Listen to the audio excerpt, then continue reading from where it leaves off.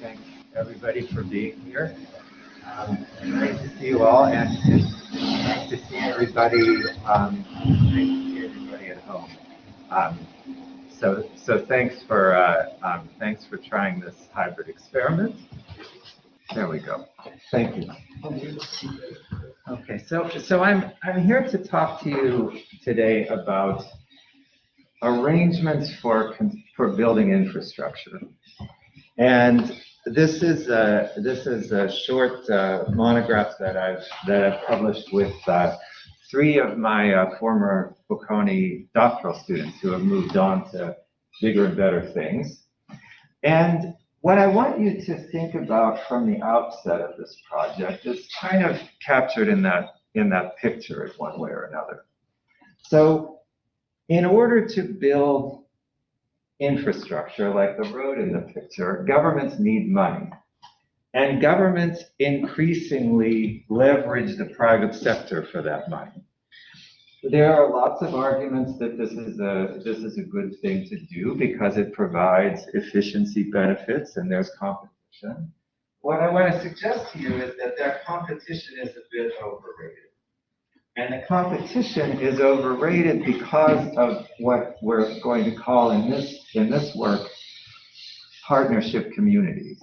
They're not competitive markets, but they're networks of firms who work together, share risk, and compete successfully for lots of infrastructure projects. So they meet the demand of the public sector in countries across the world. However, they do so in a way that is not through not what we might call market competition. So it's that relationship that I want you to keep in mind this whole time. I'm going to spend most of the discussion today focusing on the data about communities and thinking about that. And to the extent that I have time, I'll give you an overview of some of the other analysis that we have. And in the Q&A, we can talk about anything there you want. I have a few slides in reserve. This is just to say that this is the end of a larger project about the politics of public-private partnerships. So it's the last installment in this kind of series of work. The thing that emerged in studying the politics of public-private partnerships throughout this project is exactly what I was suggesting to you before. When we think about agents, who are the agents in these public-private partnerships? Is it an it? Is it a they? It's definitely a they, but there aren't too many of them after a while. And over time, this kind of consolidation in who ends up being the agent of the state providing these things through public-private partnerships is something that myself and my collaborators thought a lot about. And so hopefully the innovation, maybe provocative, maybe obvious, is the result of what I'm going to talk about here. And that's what's coming out forthwith as a Cambridge element. I have the page proofs on my desk, so hopefully by the end of the year. So I'm going to call these PPPs, to the extent that I keep my terms straight. I'm going to call them partnerships for infrastructure. And I'm going to suggest that there's not really a market for partners, but there are networks of agents out there with whom the state can collaborate in this way. The agents I'm going to call partnership communities, not individuals, not individual firms. And I want to ask the following four questions throughout and that's sort of the project of the monograph. What do communities look like, and what do they look like across the world and across time? Do they develop with government demand? How are they shaped by political institutions? And in the end, if there's a politics here, and you can see that now that this is the culmination of a project on the politics of PPPs. Do voters care if these kinds of arrangements build infrastructure? Because if they do, then they may be more or less inviting to governments who want to use them. So that's what I want to do today. So what is a public-private partnership? This is something that confuses lots of people, including the former president of the United States. Operation Warp Speed, which shows up behind in the podium there, was our country's effort to kickstart the development of vaccines for the coronavirus. It was housed in the executive branch, and it was the focus of a lot of attention for a period of time. And at one point, as all of you know, the Pfizer and BioNTech developed a vaccine. And on that very morning, the vice president tweeted the following: "Huge news. Thanks to the public-private partnership forged by President Donald Trump, Pfizer announced its coronavirus vaccine trial is effective in preventing infection in 90% of its volunteers." So, public-private partnerships, the government is claiming credit for this. There's no vaccine out there. This is what in the language of political institutions, is ex-ante credit claim. Nothing has been built, nothing has been provided yet. So, is this a PPP? Well, Operation Warp Speed had given Pfizer a $1.95 billion advance purchase, which was essentially promised to purchase over 100 million doses of the vaccine when it was proven to be safe. Right, when it got some sort of FDA approval in the U.S., that was emergent. That was through a sort of emergency process, and there's only recently been full approval of the Pfizer BioNTech vaccine. On the day of this tweet, Pfizer's head of vaccine research and development articulated her understanding of the agreement by saying the following: "We were never part of the Warp Speed. We have never taken any money from the U.S. government or from anyone." And on the next day, when the president was giving the address claiming credit for this, he said, "Pfizer said it wasn't part of Warp Speed, but that turned out to be an unfortunate misrepresentation. They are part. That's why we gave them the $1.95 billion. So that's a kind of confusion about what a PPP is. The idea of an advance purchase agreement, certainly there's a relationship between public and private, right? But essentially, this is a promise to enter into a contract, right? This is not what I want to call a PPP. So I draw this out. Oops, I have to do this a different way. I draw this out just so I can give you a sense of what our criteria are and the kinds of things that fail in terms of it failed to meet our criteria. So our key criteria are longevity, risk, and the allocation of risk, and bundling of incentives to build and operate. Clearly that advance purchase agreement, like any kind of contract, allocates risk, right? Indeed, it lessens Pfizer and BioNTech's risk in terms of engaging in the R&D development because there's a market waiting for them, right? But it's not a long-term relationship, which in qualitative research that one of my students has done in Europe and also in the international community was the key element of what was considered a PPP. These things happen over a very long time. And in the ones that I'm looking at here, they have to happen over a long time. They're building airports, they're building roads, they're building water treatment facilities. These are things that have to, that simply take time. So they're not a one-time operation like Operation Warp Speed. On the risk side, the key to remember, and I'll come back to this as I sort of show you how these communities work and how we've thought about them. The key is that risk is allocated among the private investors, right? Not just shared between two partners. These aren't bilateral relationships, right? Risk is certainly allocated there. Even with a single partner, risk is allocated between the partner and the government. That's the claim that the vice president and the president were making about Operation Warp Speed. But we're looking for a more complex way in which this risk can be allocated.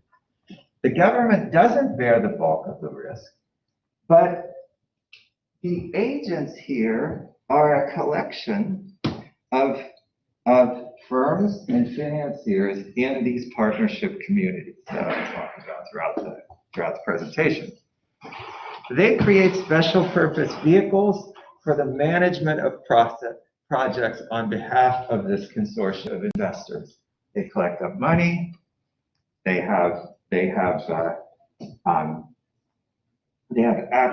to the firms who will build these things, and they facilitate these kinds of arrangements, right? This takes a lot of actors.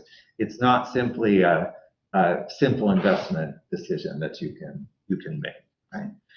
So this leads to the last element, and this is sort of the microeconomic theory, the rationale for PPPs from microeconomic theory. The problem with public administration providing public goods is that they contract, for instance, to build the tram line. And then they might contract with somebody else, or they might use the public sector and existing capacity to maintain and to operate these assets. And what that does in theoretical terms is it allows for the first stage of building not to consider the costs that will be imposed on the second stage of maintenance. And so the notion of a PPP is to ensure that both of those stages are assumed by the same consortium. And so that's the key element, right? So many of you have heard this, and I'm going to try to keep most of these things at a relatively high level, and so that I can get through as much of this as possible, and then we can drill down however you want as we get into the Q&A.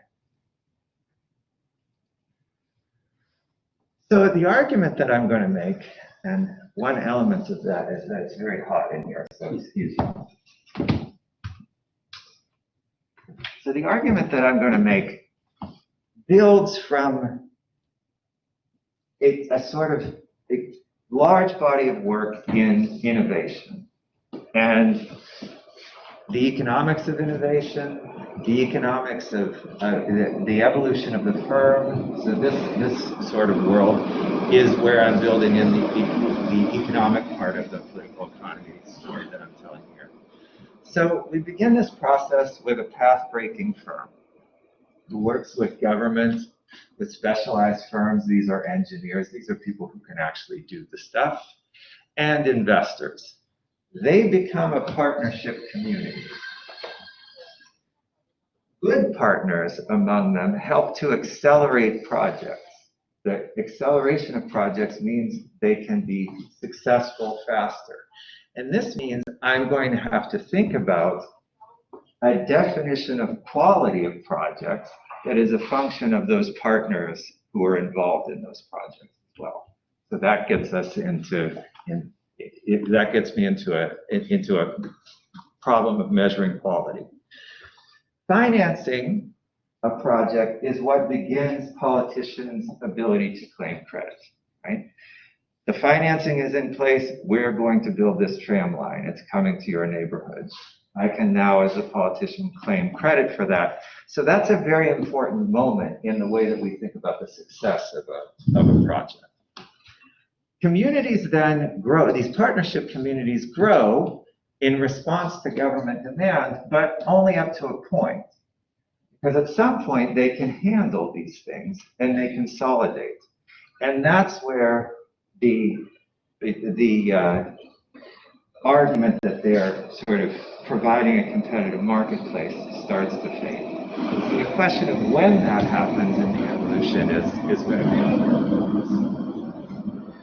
Political and legal institutions essentially, in a broad way, translate risk or uncertainty into risk. They make certain things predictable. And that's also what partnership communities do, I'm going to argue. And so I'm going to expect some relationship between political institutions and how they function and the development of partnership communities. And finally, if voters actually care, if voters would prefer that public administration provide these kinds of things, that's going to be something that politicians have to take into account. And as a result, this concern of voters may translate back onto the way that this politics of public-private partnerships operates. So what I'm going to do is I'm going to focus on these bullets largely today. And then I'm going to give you an overview of what we've done here, and do that in the interest of time. And Martin may tell me that I don't even have time for that at some point. So we'll do as much as we can. So to give you a sense of where the information is coming from, we use the Thomson Reuters Securities Data Company. This is a wonderful resource for investors, but I'm sure you can get it at the library at any business school as well. We were able to look at more than 21,000 partnerships, over 19,000 firms, 193 countries. Of course, countries go in and out of existence over this period, right? So we're talking about countries in time, and between 1985 and 2020. Now, in 1985, there weren't many partnerships in the data set, so what we start seeing is a dramatic increase, and I'll show that to you in a moment. The modal public-private partnership in the data set is something called a build, own, operate agreement, and this is the bundling incentives in operation. So the consortium builds, the consortium owns the asset, they actually own the bridge, and then they operate it. They charge the tolls, they do the maintenance, right? That's what a build, own, operate agreement implies. Now, I'm not saying that everyone is designed precisely like this, but that's basically the idea. One important thing is, I had argued in a paper in 2019 in the Journal of Public Administration Research and Theory that ex-ante credit claiming is probably more effective when the government will ultimately own that asset, even though if it's a long time in the future. So the build, operate, transfer agreement, where the government at some point receives essentially the rights to contract with somebody else, right? They own the asset, but they could certainly contract with somebody else or the same consortium to do that. There's a residual claim to that asset for the government, and that makes the credit claiming a lot more palatable. This is ours. They're building this for us.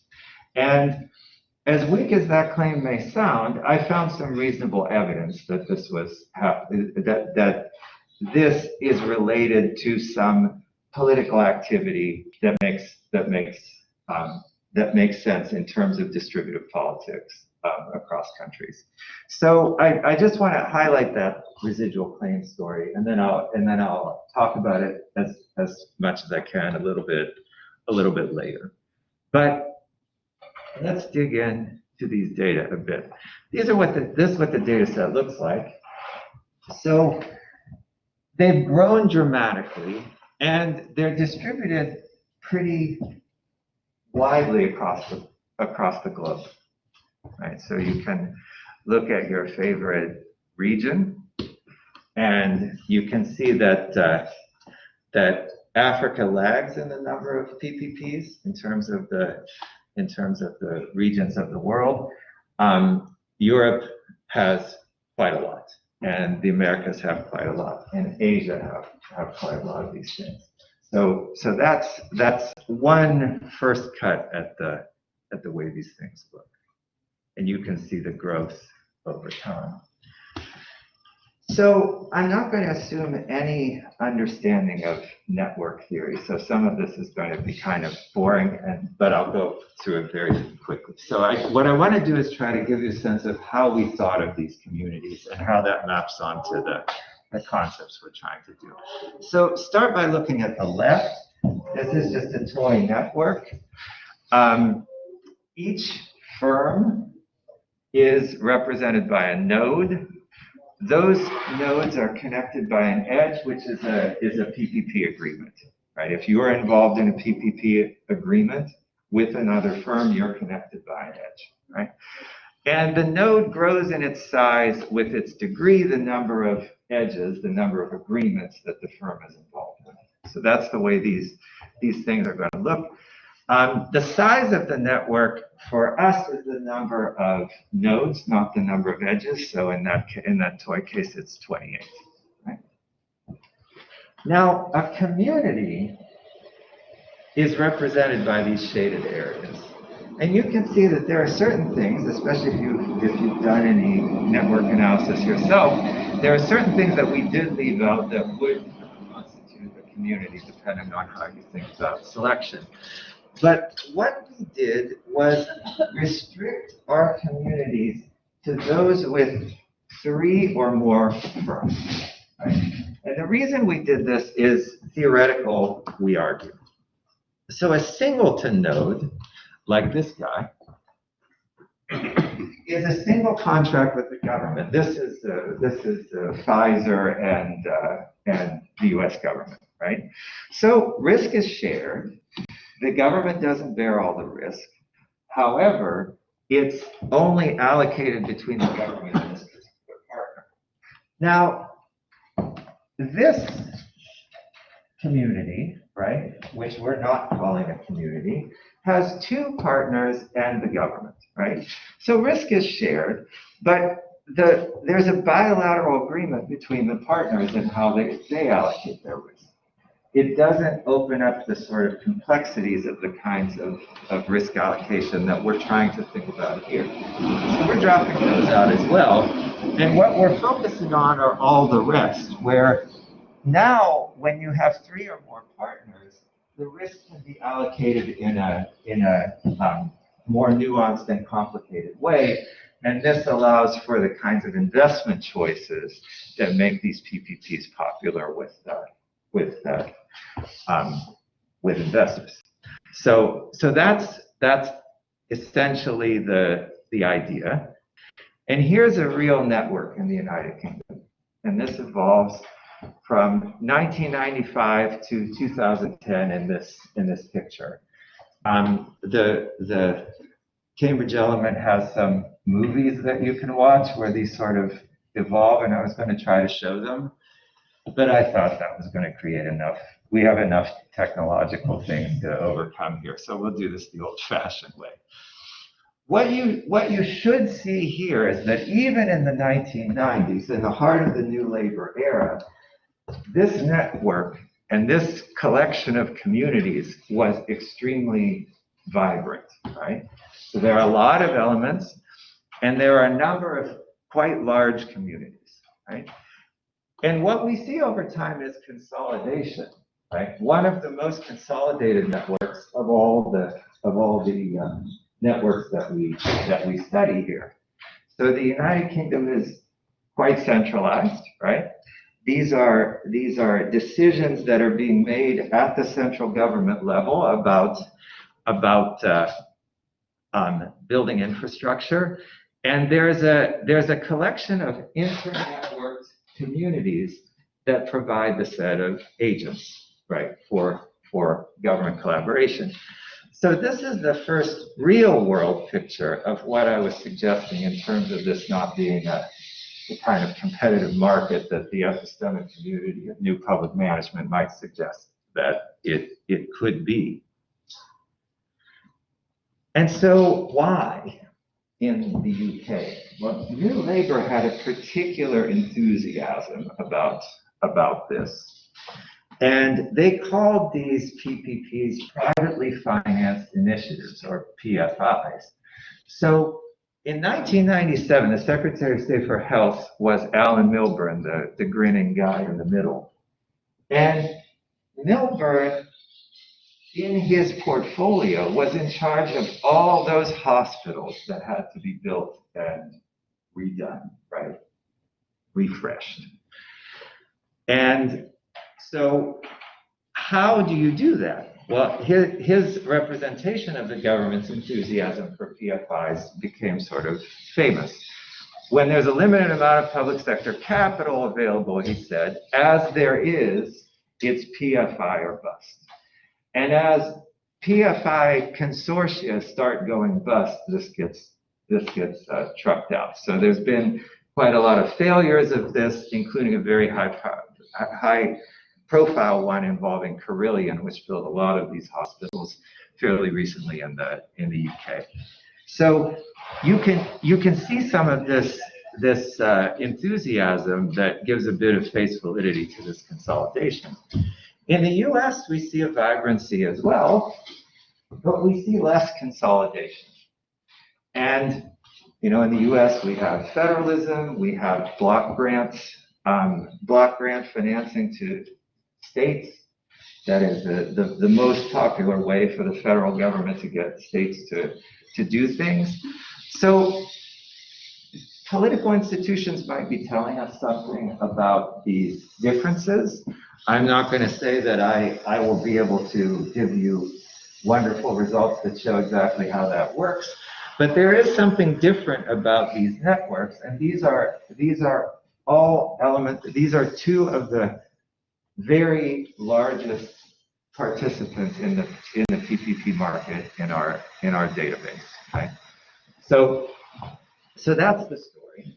And if I were able to show you those movies, the one thing that you would see that you can't really see here is over time, these singletons end up gravitating toward the broader communities, right? So when consolidation happens, the people who are market entrants then get attracted, right? You'll notice too, there are singletons who find themselves, and there are sort of links, or there are edges here that you can't see because of the quality of this thing. But these singletons will be attached to the larger communities at first, but there are others who come in with a contract for something, and then the communities start pooling them in, right? And that's what the movies would show. And so we want to think about that too, right? There is a real move toward consolidation for these things. So what's the story of this growth of communities and what's happening here? So we're building, hospitals, bridges, water treatment facilities, dams, hydroelectric plants. There's lots of idiosyncratic risk in these projects.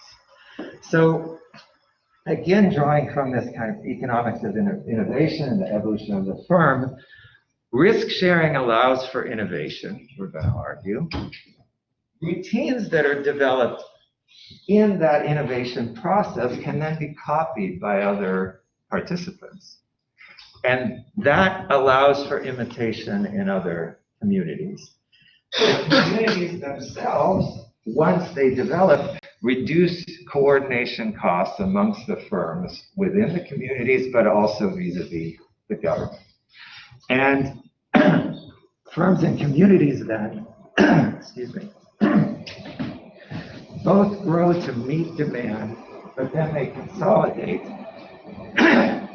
At a certain point, we start seeing, we start seeing the kind of consolidation that I showed you on those graphs. That's ultimately the argument. So let me show you if I can change the slide. There we go. double click. One snapshot of how this might be happening. So this is the growth of communities and project announcements. It is the announcement by a government that they want to extend the tram line somewhere else, right? So the announcements are what we're calling projects there, and that's the gray line. And the number of the communities are the ones that we've detected from the networks, and that's the black line. And you'll see that the growth of communities is kind of exponential for a while. And it outstrips for a while the number of announcements as these communities start seeing this as an opportunity. And at some point, those lines seem to cross, right? And this is what we're thinking about, this kind of picture. So these are the top 10 countries in terms of number of projects in our data set. So you can see in the ones with really quite a lot, the US and the UK, the number of project announcements keeps going up, looking sort of exponential, but the number of communities starts to taper off. Right? And so this is the pattern that we're starting to think about. And so you can look at those others as well. So this is another way. This is a bit harder to see, I now realize, but this is another way of thinking about this kind of consolidation. So this is the network of the Royal Bank of Scotland, which is the largest network or largest community, partnership community that we have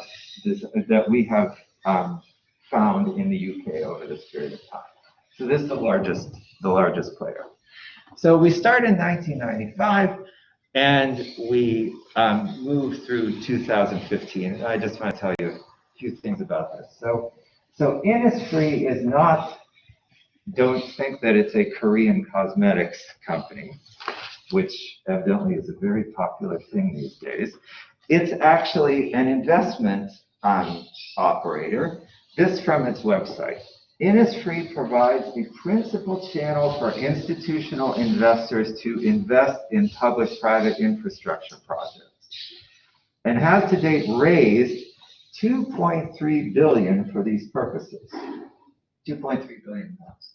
Innisfree's investors include leading UK institutional investors and local authority pension funds.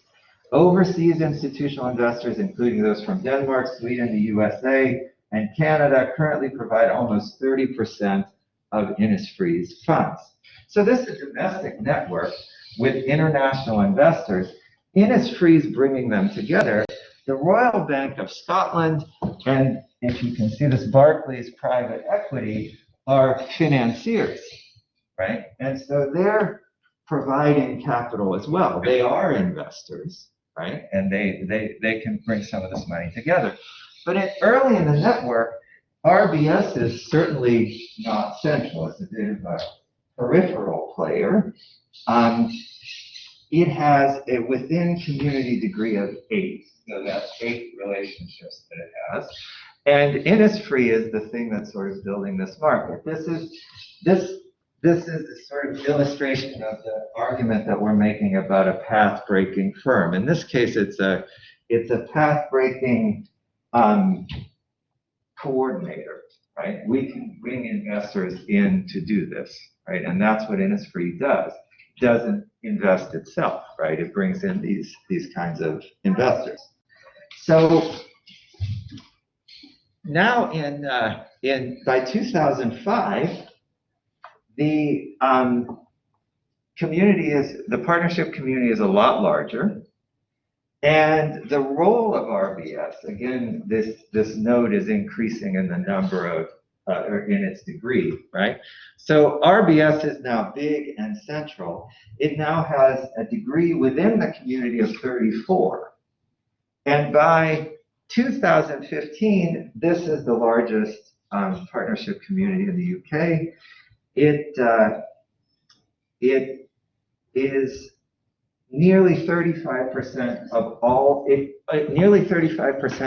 all partners in the UK market, which writ large, are in this partnership community, right? So this is really quite consolidated, and RBS now has a within community degree of 47, right?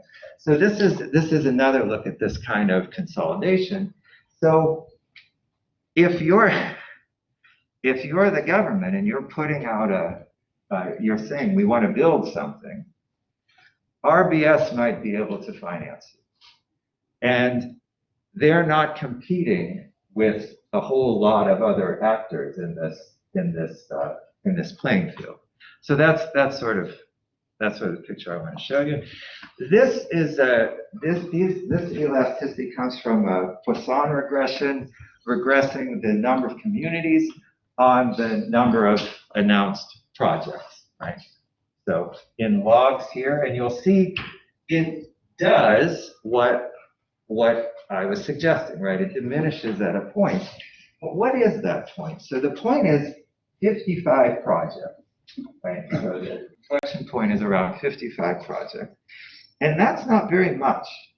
So in 2019, only 16 countries had less than 55 projects of the whole data set. And only 23% of all the country year observations had fewer than 55 projects, right? So this consolidation happens on average, and this is sort of within countries. So it's the regression includes country, sector, fixed effects, right? So the consolidation happens pretty early within countries, and the idea of a competitive market kind of falls apart. So I don't have a ton of time here. I'm going to go maybe 5 more minutes, and then we can talk about the politics if you like. But I'll conclude. So I did mention that the quality of projects matters, and the way that we have to think about quality is quality as a sort of function of the partners who are involved. So a project is better because of who is involved in producing the thing. And we also have to think about what success means. And I've argued, or what we've argued here, is that success means financing a project. It's out there, it's announced, and a high quality project is one that gets financed within 5 years. And it does take some time. So financing within 1 year is on the low side in our data set. So that's the idea. It's also that politically relevant moment that I mentioned.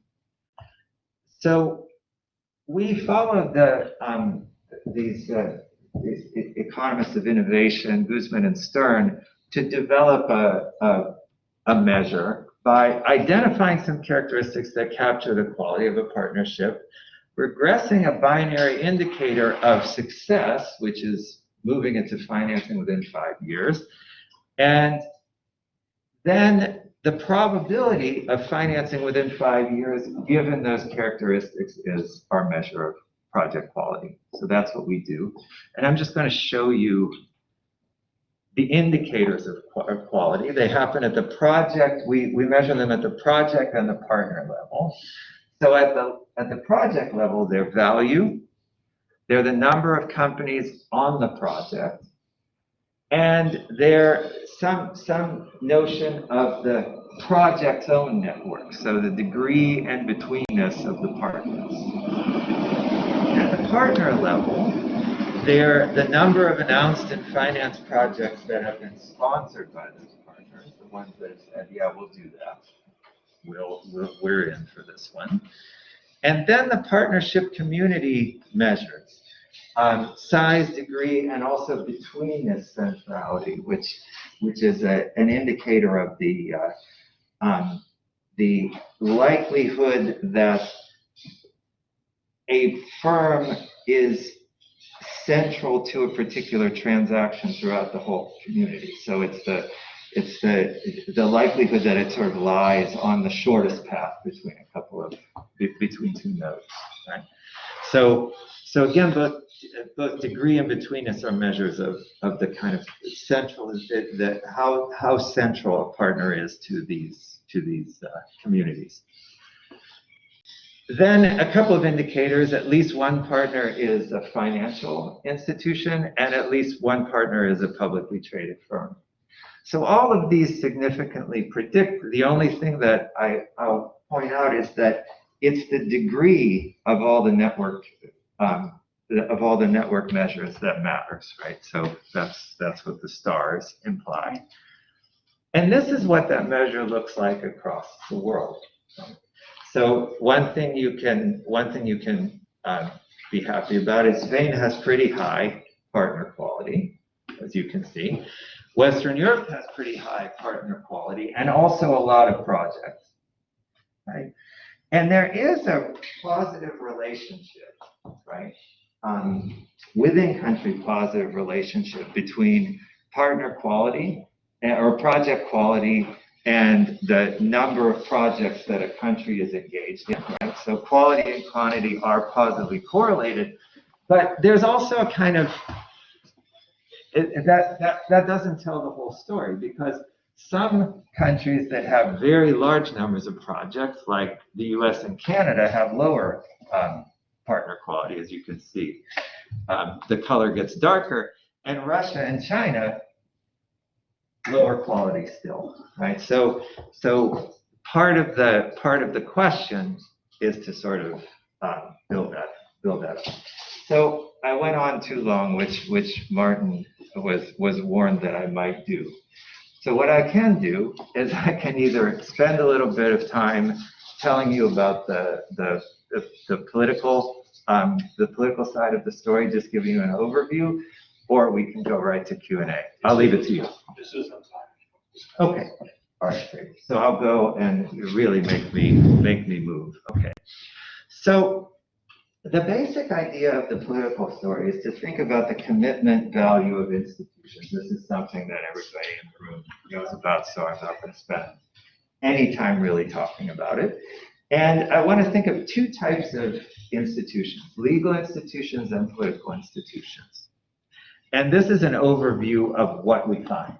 So on political institutions, minimal democracy, right? So the minimal level of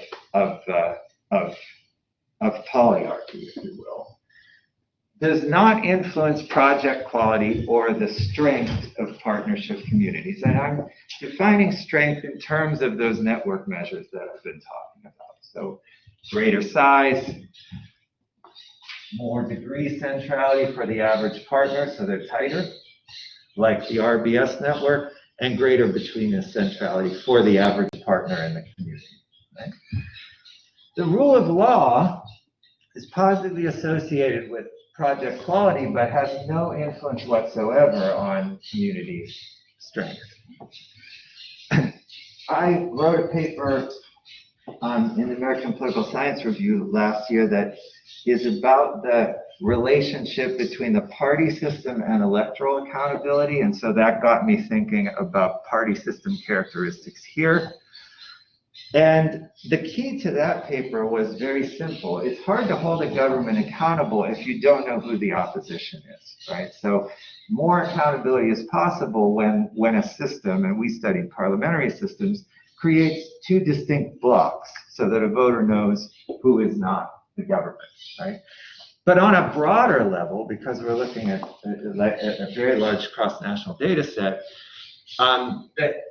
the key insight is when opposition parties are independent from those parties in government, then quality, then it has an impact on quality and partnership communities. And we can talk about the expectations and things like that in the Q&A.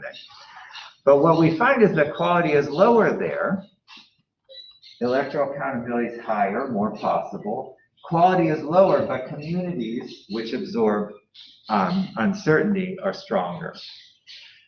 Judicial corruption, this is judges taking bribes. Bureaucratic corruption, this is bureaucrats taking bribes. have a sort of opposite relationship with communities. Judicial corruption is associated with weaker communities. Bureaucratic corruption is associated with stronger. A tradition of particularism, because I've been interested in distributive politics and I raised this point briefly before, particularism in public goods provision, if there's a tradition of that in the country, that's associated with lower quality projects, but also with stronger communities, those that have more concentration. And finally, that government residual claim argument seems to be in evidence here as well. Stronger communities are associated with those projects that have a residual claim. Argument there being that they're quite salient with politicians. And finally, this notion of voters caring. Right. So what I did in the last slide was to say it's really not the discipline that electoral competition places on politicians that matters here. It's the commitment value of these institutions that matters. But maybe competition still matters if voters actually cared about the form of delivering public goods. So as a way to give just some evidence and a sort of open up a research agenda around this, we did a survey experiment in the US.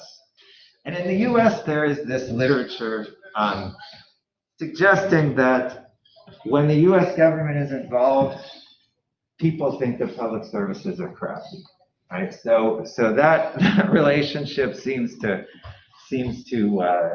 be in evidence in a growing sort of literature. And we're focusing on US residents. We also published a paper in the Journal of Public Administration and Research and Theory with a bit broader look at this survey experiment here. So this is just a brief element of it. And this is what we asked the respondents. So I'll read the vignettes, and there were two. Say your congressional representative won funding for a toll road project in your district. The toll road project has already been approved and will be ready for use in 2 years. The government is in charge of the construction of the toll road, and the government will be in charge of the management of the toll road for the next 20 years once it's been constructed. After that, we ask, how likely would you be to vote for this representative of your district in the next congressional election? Then we ask another vignette. Now imagine that the project has been realized and it took 2 years as planned for the government in charge of the construction to make the project ready for use. And we vary the things in bold. So we vary whether it's a toll road or water treatment plant. People hate toll roads in the United States, so there's kind of I think people hate toll roads everywhere, but Americans particularly hate toll roads, it turns out. So we put water treatment facility there as well.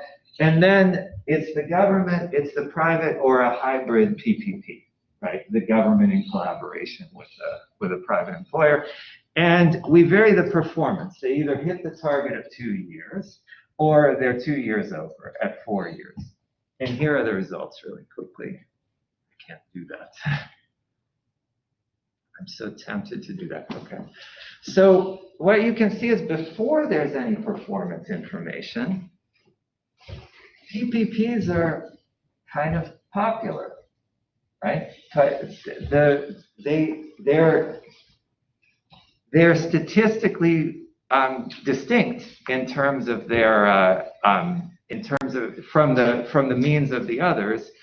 They're statistically distinct and associated with a higher probability of voting for the incumbent. And that's a situation that evaporates after they learn about the performance, right?